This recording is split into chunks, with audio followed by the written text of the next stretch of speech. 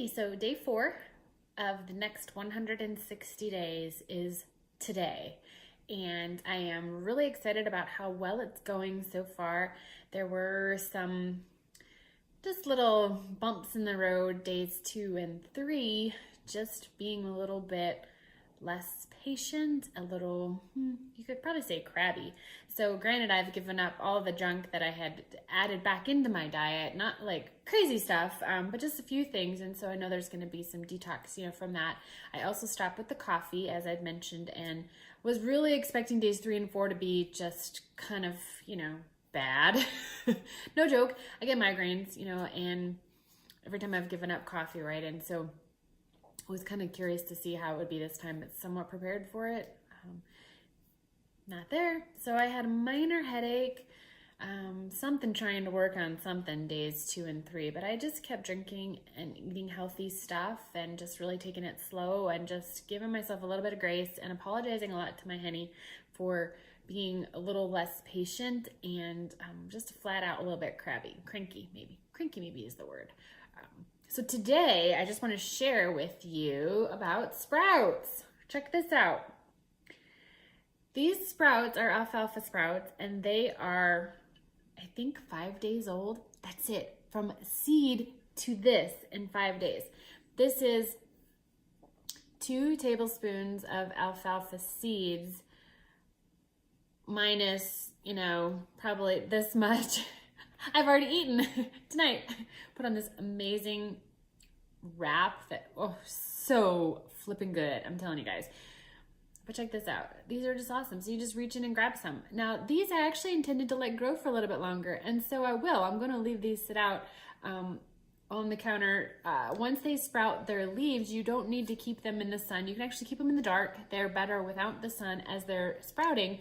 And then when they get the little yellow leaves on them, that's when you want to put them out into somewhere by a window where they're going to get some light, and that's going to turn them green, and they're going to get the chlorophyll in them and make them extra yummy for you. So that's what I've been doing. Was today I put them out by the window, and look at all the green. Crazy.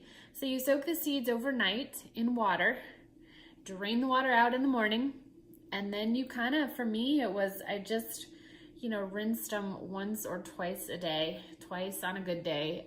They don't need a lot. You just don't want them to dry out, and you want them to stay fresh. You don't want them to get moldy or anything, so you want to keep the water fresh going across them. And with this awesome jar, it has a lid on it, and I thought maybe the seeds would slip through here, but no, it's still, alfalfa seeds are really tiny, but they still, they soaked up enough water too when they were, after soaking. I don't even know if they would have made it through dry, but they clearly didn't fall out. So you just fill it with water, you swish, and you dump, and let it sit out on the countertop like this. And I just kind of put a cloth underneath of it to catch the last of the water. Like there's more now coming out. And just let him grow.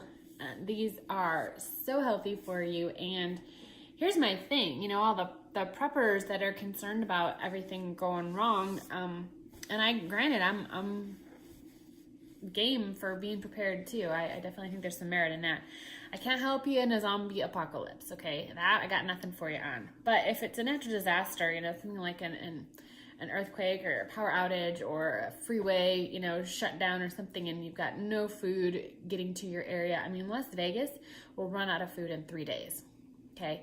All you gotta do is mess up one of the freeways, and we have nothing growing here on a scale big enough to feed the population, that we'd be out of food really fast.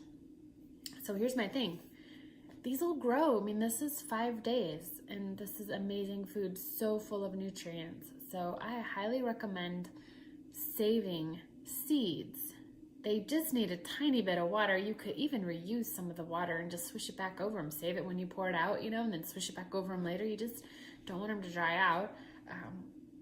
And keep the growing from the water, too. So these are so easy. You keep a couple jars, some bags of seeds, and you can have a supply of a lot of different sprouts that are chock full of nutrients for you that you could last a long time on.